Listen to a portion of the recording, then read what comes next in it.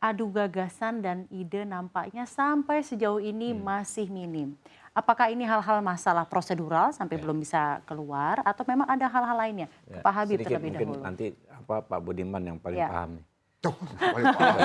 Jadi gini, memang berdasarkan undang-undang pemilu itu kan konstitusi capres dan cawapres yang diusung oleh koalisi partai politik atau satu partai politik. Nah, sebelum format itu selesai pasti ramenya masih di wilayah itu. Siapa cawapresnya dan format koalisinya seperti apa. Baik, Pak. Ya. Dan tentu kan ini sampai ke Oktober ya. Nah, feeling saya kalau dilihat fasenya yang paling panas untuk pemilu kali ini justru di sini. Ya kan setelah jelas format capres dan cawapres Mengkawin-mengkawinkan ya kan. ini ya. Lalu partai-partai pengusungnya masing-masing. Ini kan koalisi ini kan masih saja bisa kayak puzzle kan masih bisa rubah-rubah dikit lah gitu kan ya. Cuma 2, Pak. Iya kan, bisa 3 bahkan bisa 4, mungkin 4. Oh, 3 atau 4. Ya nggak tahu. Wallahu alam. Kita nggak tahu. Jangan 2 lagi. Idealnya ya 3 lah kan ya. Oh, idealnya Ya 3. kan? Jadi kan itu fasenya gitu loh. Karena mohon maaf ya kan ya, kita bicara gagasan ya, se-urgent sesering apapun, tetap aja yang ditanya sama teman-teman media, cawapresnya siapa Pak? Partai ini jadi dukung nggak? Partai ini jadi dukung nggak? Coba kita cek ya, Pak Prabowo setiap habis ketemu dengan partai-partai politik ya kan terima, misalnya partai A, partai B, bicara gagasan soal bagaimana hilirisasi, bagaimana Indonesia ke depan harus kuat, bagaimana negara ini memproteksi kepentingan nasional di kancah internasional, itu disampaikan. Bukannya nggak disampaikan, tetap aja at the end pertanyaannya cawapresnya siapa, kapan diumumkan, format partai apa yang akan mendukung. Nah ini yang menurut saya alami ya. Memang bisa kita kondisikan ya, kita bisa perjuangkan agar kita mulai bicara soal gagasan ya, paralel dengan politik cocok logi ini ya kan, capres dan cawapres ya kan, tapi ini gagasan mulai bisa masuk. Pak Prabowo sendiri ya sering dikritik oleh ada teman-teman konsultan dan lain sebagainya. Pak, Bapak tuh jangan ngomong gagasan besar, jangan panggung besar terus Pak. Bicara yang receh Pak, yang gimmick-gimmick sehingga gampang diberitakan dan ini apa namanya, ada input, yang penting naik gitu. ada masukan-masukan seperti itu ya kan, jangan bicara apa Indonesia ke depan dan lain sebagainya. Tanggapan Pak Prabowo gimana Pak? Iya Pak Prabowo justru yang membalikin, bahkan kemarin ya ada yang begituan, oh kamu harus belajar ini, ambilin buku paradoks Indonesia suruh baca sampai selesai deh ini kan, artinya memang ya tipikal Pak Prabowo itu kan agak sulit kalau memang mau ngomong yang gimmick-gimmick yang receh-receh ya. Tapi kan pasarnya kan menghendaki itu. Ya situasinya, ya saya bilang tadi secara alamiah kan itu yang terjadi. Ya mohon maaf itu kan peran andil kita semua.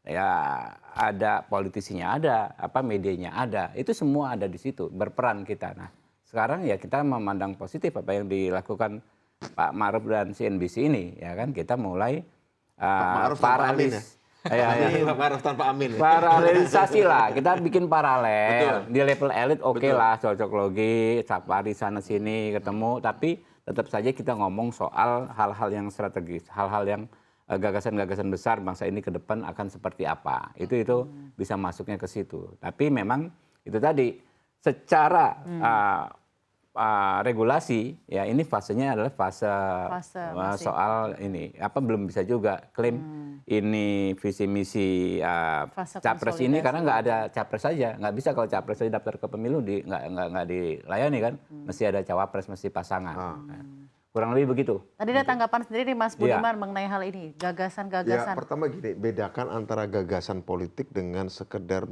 menyampaikan program politik. Menyampaikan program politik cukup Anda susun, tulis rapi dengan berapa ratus halaman barangkali atau berapa puluh halaman, dibawa ke KPU saat mendaftar.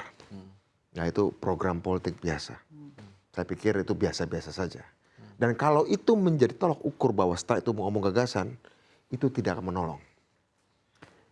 Gagasan politik itu kan bukan sesuatu yang kita nggak pernah memikirkan bertahun-tahun, tiba-tiba setelah itu dibuat oleh sebuah tim, menjadi tulisan dan kemudian ngomong.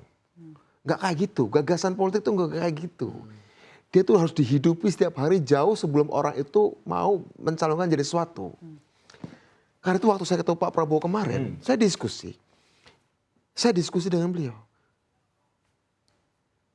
Seorang politisi, seorang pemimpin menurut saya, bukan pengetahuannya yang penting kok. Gagasan itu bukan soal pengetahuan kok. Bukan juga jawabannya yang benar, gak penting jawaban benar. Tapi kepekaan bahwa ini ada masalah. Bahwa ini masalah kemudian aku bisa mengungkapkan secara spontan dari diriku sendiri bahwa ini masalah dan harus diperhatikan. Apakah jawab benar atau enggak? Ya gak penting, kecuali you mau tesis doktoral. Mungkin harus benar jawabannya. Tapi bahwa menganggap ini ada masalah dan harus dibicarakan, itu paling penting. Itulah gagasan muncul dari situ. Rasa memiliki rasa kegelisahan. Seorang politisi bisa disebut punya gagasan kalau dia punya rasa kegelisahan. Bukan karena dia paham sesuatu. Rasa kegelisahan dan rasa kepekaan. Kepekaan dan kegelisahan. Kalau kemudian muncul setelah didaftarkan dengan agenda visi misi. Itu Dan dia program. bisa jawab. Ya itu nggak menjawab apa-apa. Mas, Itu mungkin tidak pertemuan nempel kemarin sama itu. Pak Prabowo itu Kenapa tuh? tentunya kita ingin bertanya nih Pak. Oh boleh juga kalau mau cari bocorannya. Gimana Mbak? Ya selain tentunya pembicaraannya kan apa, tapi mengapa menemui Pak Prabowo? Oh ini saya jawab pertanyaan. Kenapa? Ya Dan tentunya related itu gagasan Mas Budi. saya pernah ketemu Pak Prabowo 4 kali sebelumnya. Ini kelima kemarin jika tidak keliru kelima. Pertama kali ketemu Pak Prabowo tahun 2002 menemani seorang teman yang wawancara yang sekarang jadi wamen wartawannya, jadi wamen Kominfo. Kita bicara soal 98, kita bicara Bapak sih punya ide apa sih tentang Indonesia? Saya tanya begitu.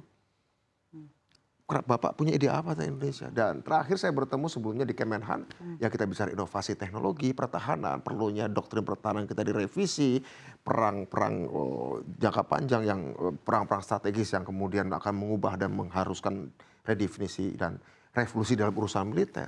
Terakhir kita bicara kemarin di Kertanegara tentang nuklir. Tentang apakah non-blok masih relevan dalam dunia dalam dunia unipolar lawan multipolar, kita harus kemana? Kita ngomong kayak gitu kemarin ya. Pantesan Pak Prabowo dibilang harus suruh receh ya Pak. Nah artinya gini, saya ingin mengatakan permasalahannya gini Mbak, ya, soal gagasan ya. Saya katakan gagasan itu hidup dalam jiwa, bukan membacakan apa yang di atas kertas. Itu bukan gagasan, itu contekan itu contekan. Karena apa? Memang tradisi kita, tradisi pemikiran kita di politik kita berapa puluh tahun terakhir ini dijauhkan dari ide. Bedalah dengan para pendiri bangsa kita yang sangat luar biasa ya. The founding father. The founding parents lah ya. Jadi itu berbeda. Ada defisit kepekaan. Saya ngomong kecerdasan. Defisit kepekaan, defisit kegelisahan. Ya, ini yang kemudian nggak pernah bisa muncul gagasan politik yang sejati. Satu itu. Kedua, sistem politik kita hari ini satu. Tadi ngatain Pak Ruf bilang soal sektor finansial, kemudian sektor real segala macam. Terus terang aja, yang banyak masuk ke kalangan DPR sekarang, terutama DPR atau jabatan eksekutif, terutama setelah suara terbanyak, adalah pengusaha. Bukan organisator, bukan aktivis politik. 6 dari 10 Bang. 6 dari 10, oke. Itu menunjukkan pengusaha. Mayoritas tambang. Dan, nah itu deh, saya mau ngomong itu. Saya mau ngomong itu. Mayoritas adalah ekstraktif atau tambang dan trader. Betul. Pengusaha Exactly. perdagangan. Ya. Pedagang dan penambang, pengusaha tambang adalah dua sektor yang paling tidak membutuhkan inovasi, yang paling tidak membutuhkan pemikiran jangka panjang. Karena mereka selalu mengejar jangka pendek dan level pragmatismenya paling tinggi adalah trading dan tambang. Artinya apa? Memang dari sektor pengusaha pun bukan pengusaha teknologi yang masuk politik. Bukan pengusaha teknologi, tapi pengusaha pasir, yang main jual jadi, batu. pengusaha tebang, gali, jual, beli. Iya. Yang kaya dengan cepat dari tebang, gali, jual, beli. Nah, Ekstraktif ya Pak. ekstraktif. Iya, industri Orang-orang yang dari sektor tebang, gali, jual, beli itu tidak ada insentif, tidak ada dorongan untuk berinovasi. Tidak ada dorongan untuk manufacturing, tidak ada dorongan untuk melakukan modernisasi. Sehingga ketika orang bicara hilirisasi, hilirisasi itu kan mengurangi margin gua. Iya. Karena tadi aku mengurangi biaya fee dari import atau ekspor. Nah, padahal nih, Safrina, Mas Sudirman, ya, ada 6 agenda menurut saya kalau Indonesia mau selamat. Ya, hilirisasi, dekarbonisasi, digitalisasi, connectivity, optimalisasi dana desa, dan pendidikan sumber daya manusia. Ini 6 jalan ini harus segera ditetapkan agar dalam 20, 30, 40 tahun, 40 tahun ke depan kita selamat. Kita ini selamat. Satu Baik. itu. Kedua, kita lihat ke politiknya ya. Saya lihat dari geopolitik skema kayak gini, Safrina.